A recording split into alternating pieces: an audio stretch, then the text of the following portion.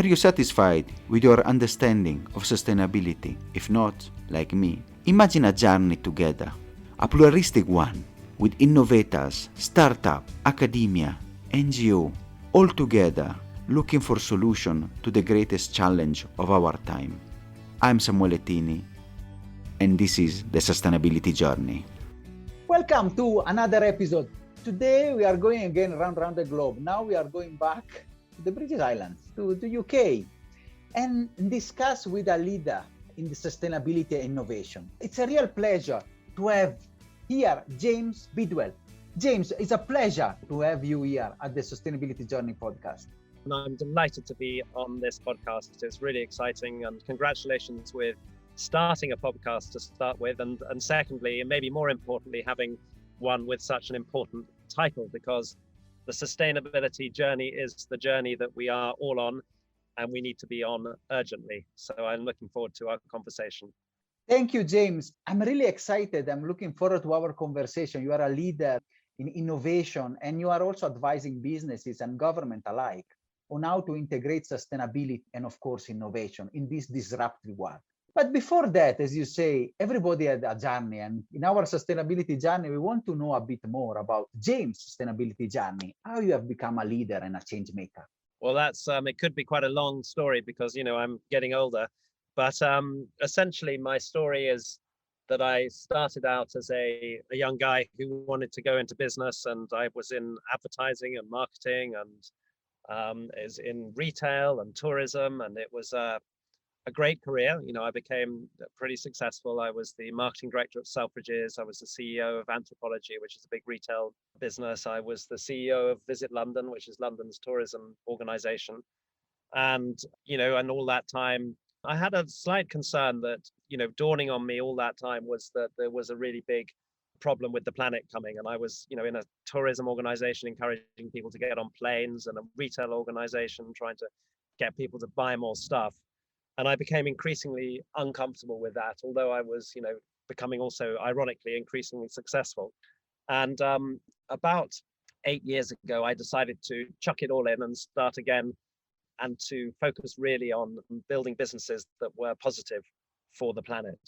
And so that was reasonably, I was, almost 50 when that had as I said, a pretty long career in successful commercial businesses. But the first thing I did was I found that Springwise was for sale, and it was very unloved, although it had been founded in 2002. So it had been around for a while, and it had an amazing audience across the globe. We're in 190 countries, and I managed to buy it. And I used that as a platform for the next stage in my career. And those of you who don't know what Springwise is, we are the leading global innovation intelligence platform for positive change. So what we do is we publish the latest innovations, and we give oxygen to global innovators who are creating positive change. And that means, of course, they are creating solutions to climate change, solutions to some of the societal issues that we have in the day. When I took it over, it was just about innovation, and it was more kind of Silicon Valley tech type stuff. And so I've shifted it to a much more purposeful organization. And part of that, we'll talk about it later, was becoming a B Corporation. So we're a B Corp. And so in that last 8 years, I've changed the editorial focus of Springwise and the kind of stuff we cover, and also tried to commercialize it so it can make me a living. And the most exciting time of my career, probably the most up and down, and also, the most important, because we are driving that key message across to many, many people across the globe. Perfect. Very interesting, James. And I think it's a journey, and I see also a lot of teams that are coming also from other guests, people that have been very successful in traditional businesses. We had the people coming from investment banking and others, and for you, for example, in the marketing area. And then now they have discovered purpose, and they want really to make a legacy and work on our crisis. And my question about the moment we are living, many people, I recall when in Glasgow discussing with people and the need for the young generation, to act in this climate crisis. So what is the role of innovation, especially you from your observatory at Springwise, and linked with the current crisis that we are living in? Well, look, it's a big question, that, and we were in Glasgow as well, and frankly, excited that more people are engaging on the topic, but disappointed that there's not more action coming out of it. And without a doubt, it is very difficult for the governments of the world to unite to solve climate change, although much is spoken about it. So one of the great things about Springwise is that it's all about innovation and kind of for sustainability, and we do champion the innovators.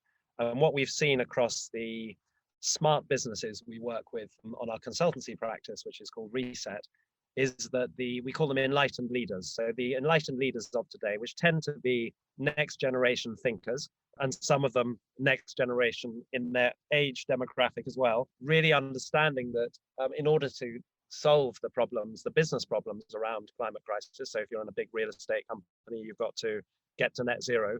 You don't really have all the tool in the kind of the existing company toolkit. So you need to go out and find innovation and discover innovation and think differently. So we increasingly spend our time, first of all, encouraging leaders to embed sustainability in the business model and the business plan. And that's a big thing because you're changing often the financial model, the operating model of a business.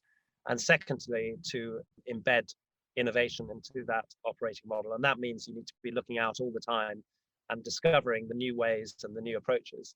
And there are some commentators like Bill Gates who will say, we have all the tools for climate, to solve climate change. We just don't have the will or the collective will to do it. And what we see on Springwise every day is amazing innovations and amazing ideas that are chipping away at creating solutions for these problems. And we're encouraging, where we can, bigger businesses to adopt those as well. So the answer to your question is innovation is mission critical to solving the climate crisis. And the other thing, just while I was thinking about it when you were talking, is, and about other people of my generation kind of coming to this sort of enlightened state of wanting to do something. I live in the middle of nature, and I go for a walk in the woods, and I go look at the trees, and I look at the simple things in life and look at Mother Nature. And I have 5 kids, so three of my own and 2 stepchildren. And, really we have lived a world and a life of amazing kind of opportunity, but also amazing damage to the planet. So it's my job to get going on the recovery, not leaving it all to the children to figure out. So I do think that people who have been around and have the experience should be driving the change as much as the younger generation. But of course, it's about the two together.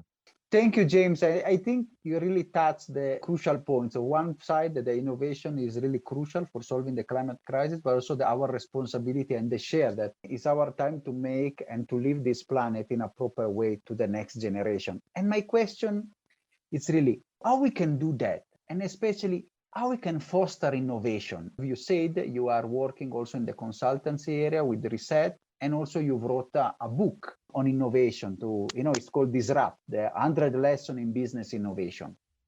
And how we can, foster innovation, especially in the field of sustainability, to respond to the challenges you have just discussed. Well, the first thing is we've got to make the case for it. And I guess that's what I'm doing with Springwise and with my book. And what you're doing with this podcast is, what we're doing is we are getting the message out, and we are credibly arguing the case for innovation to help towards a more sustainable world and life. And indeed, the book Disrupt 100 Lessons in Business Innovation is essentially Springwise in a book.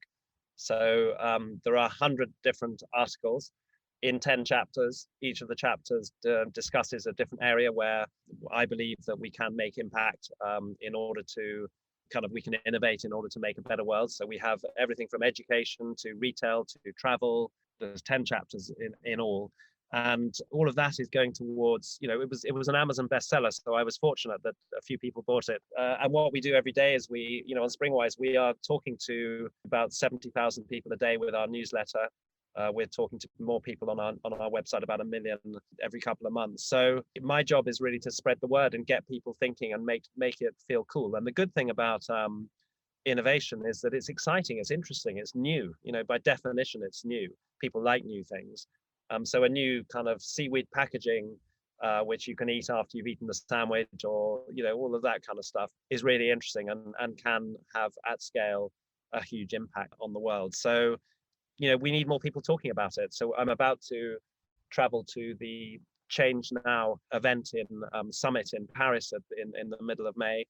where Springwise is a partner. And we have, I think there are 30,000 people going to this event in Paris, which is all about innovation for positive change. It calls itself the world's largest event for the planet.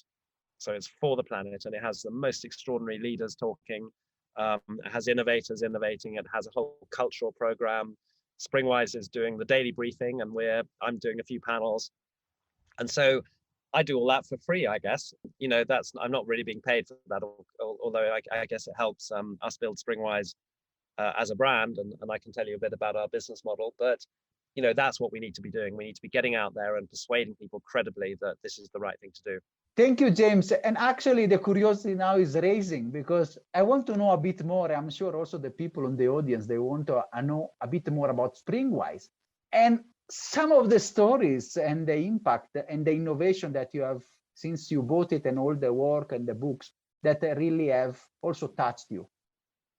Wow. Well, there's 11,000 innovations in our innovation library. So I could talk to you for a long time, but effectively what we are, we're the largest innovation library on the planet. And as I said, the innovations are dedicated to positive change. We publish the top 3 on a free newsletter every day, or a weekly one if you want it. And the way we make money is that we repurpose that content and those innovations for clients who want to engage with their stakeholders around this topic, around sustainability and innovation. So as you know, there are big companies with like a trade association or a big property company who have lots of stakeholders, and they need to be seen to be championing the innovation and sustainability cause. So we repurpose and curate our content, and then we allow them to license it to send to their stakeholders to encourage them to make the changes. So that's our business model. It's called a live innovation feed. So effectively, if you're a business and you want a live innovation feed, Springwise creates all that content. I have amazing writers and journalists working for us. And then in terms of some of the things that, you know, we come across, I always find that a bit difficult because you're not allowed to have favorites. If I'm just looking quickly on we have a great Springwise app. Looking at one today, what are the top things? So we have a circular model for takeaway lunches. So this is a Swiss startup that has created a kind of a way of creating reusable containers for takeaway restaurants. So that whole thing about, you know, we're going to go and have lunch and we're going to get all the containers, then we're chucking it, even if we chuck it in the recycle bin, these guys are, you know, coming to pick them up and reusing them. There's another one here, which is all around thermally efficient t-shirts, which reduce the need for heating and air conditioning. So they're textiles made from recycled materials that effectively minimize, you know, kind of the need for heat, or so they kind of got a thermal insulation in them, and they also minimize the production, minimizes the use of water.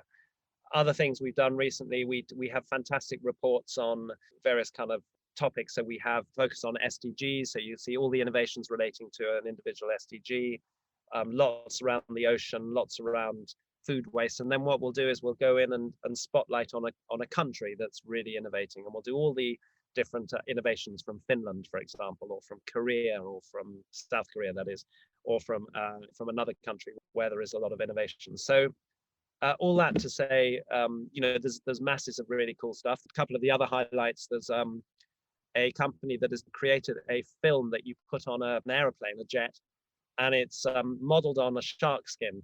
So it has little kind of scales, and when you fly that jet, it minimizes the drag and therefore reduces the carbon emissions. And that's being tested by Lufthansa in Germany at the moment on cargo planes, and it's reducing the carbon output by tens of thousands of tons. So, you know, things like that, which you just think, wow, that's kind of cool. Didn't know about that, and they're making a real difference. So yeah, so every day there's loads of really cool stuff, and it's amazing how incredible people are who are creating all of this. Wonderful, James. It's really great how you give voice to, let us say, good news that sometimes is not the case in the media and panorama. And it's really interesting also to see how people they are responding and how getting the opportunity from the climate challenge. I really like the one for the planes. It's really cool. And also the other about the Swiss organization. We are back now and the role of innovation, especially for the grassroots. I want also to ask you a bit about this, because especially here, a small power cut can destroy the connection and the work. So are you also focusing and working, especially for emerging markets with Springwise, and trying to foster innovation at the bottom of the pyramid and the grassroots level? So it's a really good question. I'm glad you asked it. So Springwise is really committed to, first of all, a global coverage of innovation, but also, and maybe more importantly, to covering emerging innovation in places where there isn't the access to funds and technology and all of those things. So give you an example, a wonderful innovation was in South Africa, actually, and it was some ladies who created backpacks out of plastic bags that they'd collected in the streets. And then they put a little solar panel on the back of the backpacks, and they gave them to the kids who walked backwards and forwards to school in the sun. And by the time they got home, they had a little solar panel, which they put on a jam jar, and that turned into a lantern, and that lit their house for homework, because they didn't have electricity, and also they didn't, sometimes there are power cuts, as you know. And we really like non-tech, I really like kind of non-tech innovations, things that are very much simpler, but showing ingenuity and creativity, often in the face of great hardship. And we have a lot of innovations that are sort of aimed at helping people in tough times. So there was a great drone that goes into war-torn countries, where it would bring in food supplies and things like that, and then the drone would actually turn into firewood. So it was wooden, and you could make your fires with it as well, because you couldn't really send it back. So it would arrive with the food, and then you'd be able to create a fire out of some of the kit, and it would all recycle down. So yeah, so we're very very focused on that. There's the Ox, which is another brilliant. It's a truck which you may have come across, which again is fantastic, and it can be built like an IKEA cupboard, and it gets airdropped in, and doesn't have the problems of the combustion engine, so much as. So it can go for much longer. So yeah, we're covering that. We care a lot about that, and Springwise in its DNA is committed to global solutions. It's really important, because one of the most affected, also in the perspective of climate justice, the most affected areas and community are where also, we need the most this grassroots innovation. And I like also your approach. And I know some of them that you have mentioned, especially Ox and others, they are really making transformational changes in many African countries.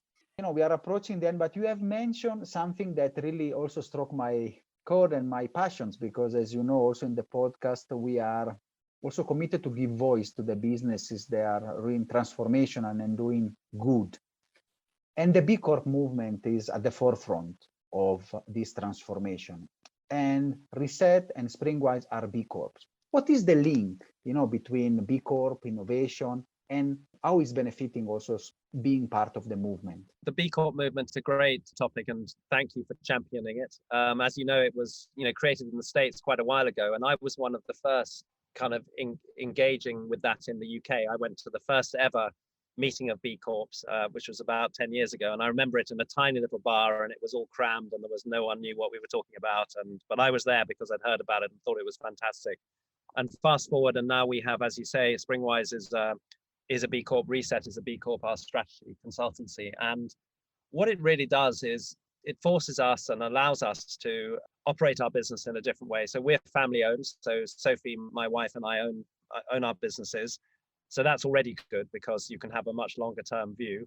Of course, we care about profit, and business needs to be profitable, because without profit, you can't carry on doing the great work.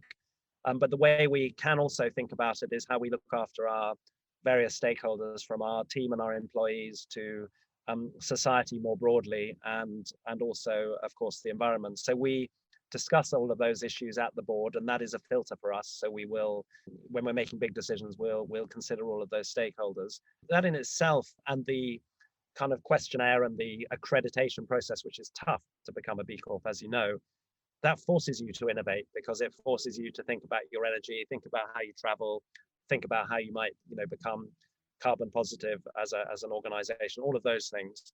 The other big area where we have played is, and we're a member of 1% for the Planet. So we give 1% of our sales to environmental causes via the 1% for the Planet organization, which was co-founded by Yvonne Chouinard of Patagonia fame, and they're of course a B Corp as well. But what the 1% for the Planet allows us to do is it connects us with organizations that are making positive change directly on the climate. So examples of that is we have a partnership with the Rewilding Britain, so we're supporting the rewilding kind of efforts of them, and we'll support from a financial point of view as well as from a kind of an intellectual point of view.